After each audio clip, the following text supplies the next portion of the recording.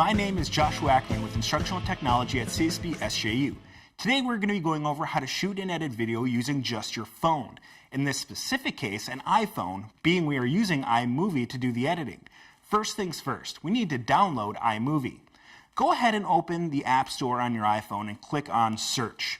You'll be searching for iMovie. It'll look like this. This is a free app made by Apple. Download the app to your phone.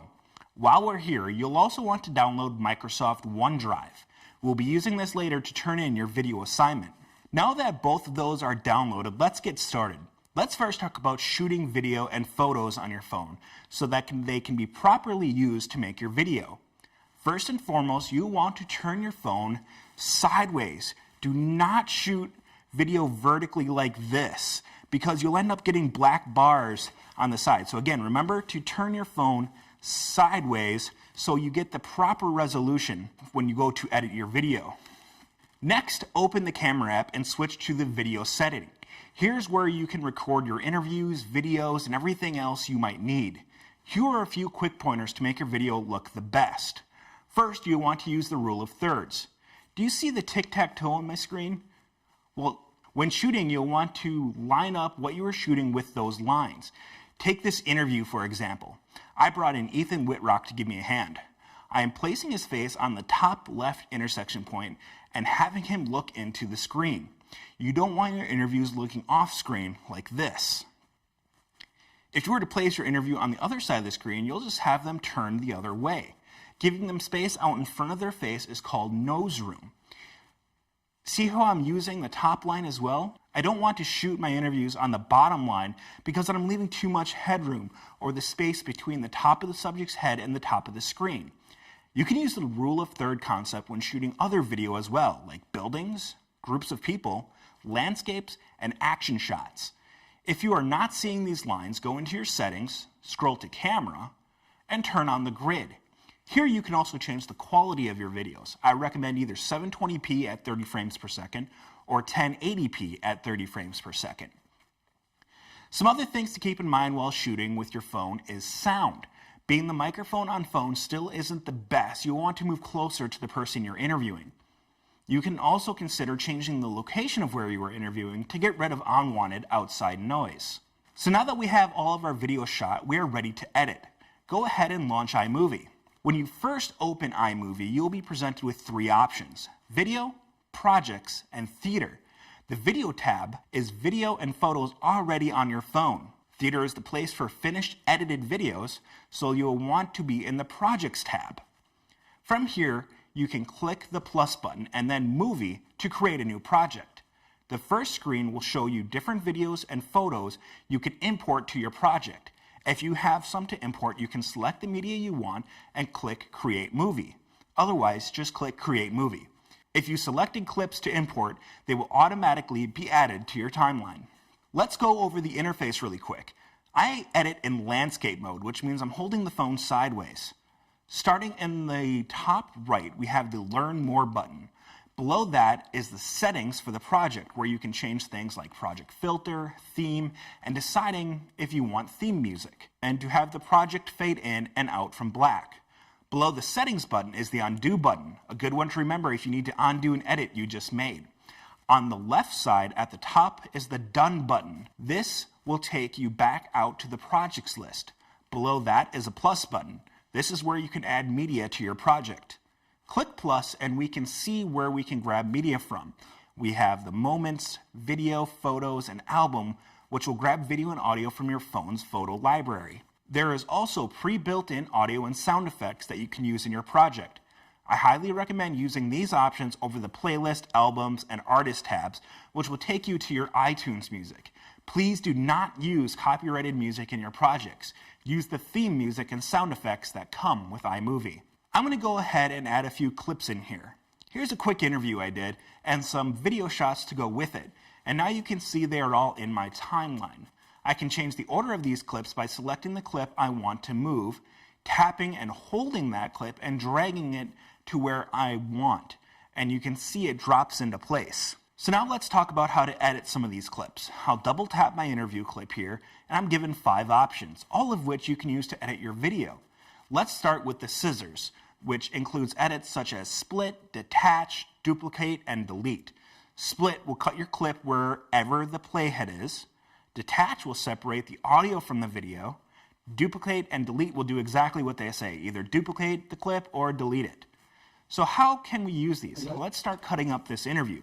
I don't want to hear myself asking the questions, so I'll put a couple of splits in here, and now delete the part of the clip I don't want. Now I'm just left with the interview answers, which is what I want. You can use this to edit other clips as well. Next to the scissors is the slow and fast motion option. It looks like a speedometer. This allows you to increase or decrease the speed of certain clips by sliding it towards the rabbit or the turtle respectively. You can also add a freeze frame in this tab by clicking the freeze button. Click reset to undo any changes if you do not like them. The next option over is the volume control for that clip. You can make the audio for that clip louder or softer, which comes in handy when adding music, which we'll get to a little bit later. Moving to the right, we have the title tool. With this tool, you can add titles, like a lower third, to your videos. Let's try it. I'm going to select my lower third title here, and to edit, I'll just click on the words, and that brings up my keyboard. I'll type in Ethan Whitrock and click Done. Now you can see that's on the entire clip.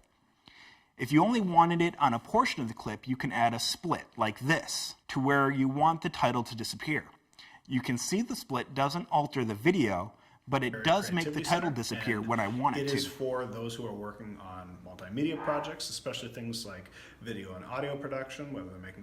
The next tab over is the Effects or Filters tab. Here you can add filters to your video, keeping in mind that filters should not distract viewers from your movie. I can add filters like black and white, dreamy, vintage, and all the others available here. Let's go over how to add B-roll or secondary video to your projects. B-roll can help bring your viewer to where you are at so they see what you are seeing. For this interview, we're talking about the Reinhardt Learning Commons at St. John's. So I took some video using my camera app on my phone of some of the different things around the Learning Commons. I can add these into my film one of two ways. Either in my timeline like I did with the interview, or I can stack them on top of the interview. Click the plus button, select video, select the clip you want over the interview. I'm going to pick where Ethan is talking about the Kling Media Lab, and I have some video of the Kling Media Lab. I'll select that clip, and I'm given some different options. If I just click the plus button, it will add the video to wherever my playhead is. But if I click this button that looks like a square over another square, it will add it on top of my interview. So now we are hearing Ethan talk about the Kling Lab while seeing it. Multimedia projects, especially things like... But the video is too long, so I need to trim it down. I'll select that clip, and you can see the clip I have selected has a yellow border around it. I can click on one of the ends of that clip and be able to extend or shorten the clip to line up where I want.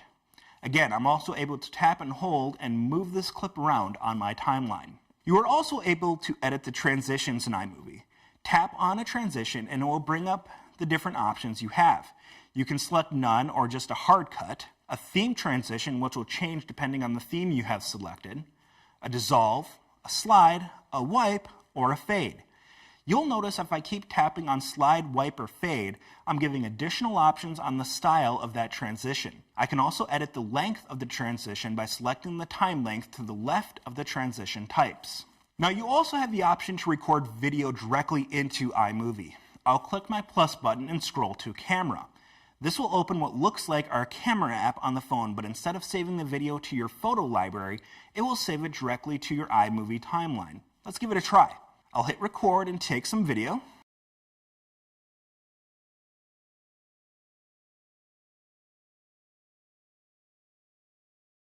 Now stop. I can preview the video by clicking the play button. I can retake the video if I want, or I can click use video, which will insert that clip into my timeline wherever my playhead is. Now I can use the same editing techniques that we've gone over to edit this clip. Next up, let's talk about audio. I can add voiceovers, music, and sound effects to my project. Let's say I want to add a voiceover to some of the video I have of the Learning Commons. I'm going to hit my plus button and scroll down to voiceover.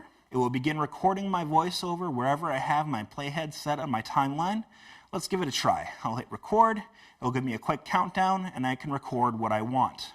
part of the Coleman Berry Creativity Center in the Learning Commons, the Kling Media Lab is an excellent resource for any students, faculty, or staff on the SJU campus. Now I can review my recording. I have the option to do a retake, or I can accept it and it will add it to my project. Now it's just a matter of lining up the rest of my video.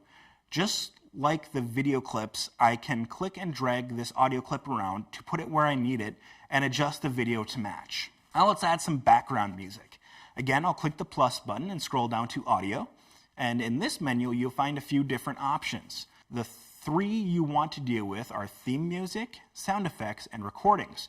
Due to copyright laws, you should avoid using music found in your iTunes, which are the other four options. So I'll click into theme music and select the music I want for my film. Adding background music is not a requirement, and you don't need it if you don't want, but I just want to show you how to add it in. I'm going to select Bright for this film. When I tap on music, it will preview it for me.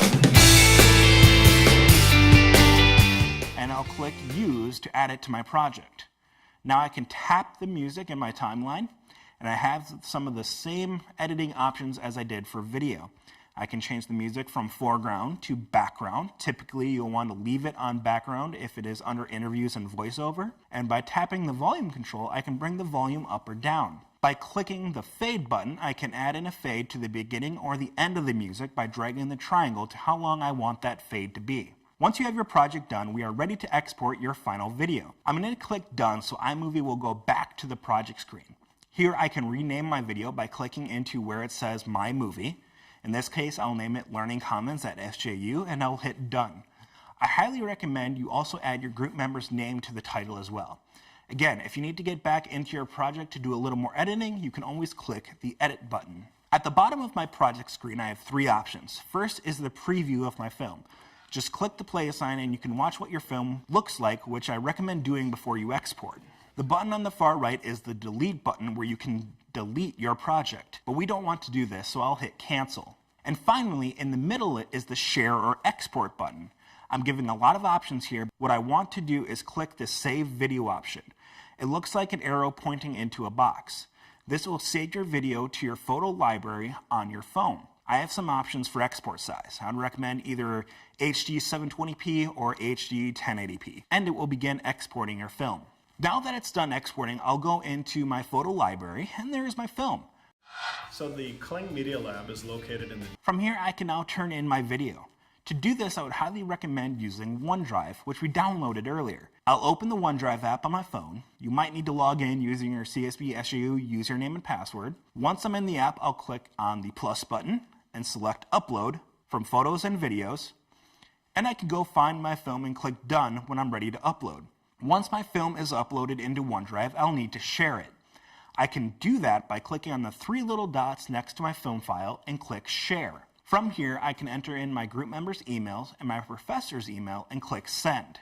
This will send them a link to your video. And that's it. Please don't hesitate to contact me or one of the other instructional technology specialists with any questions. Thank you.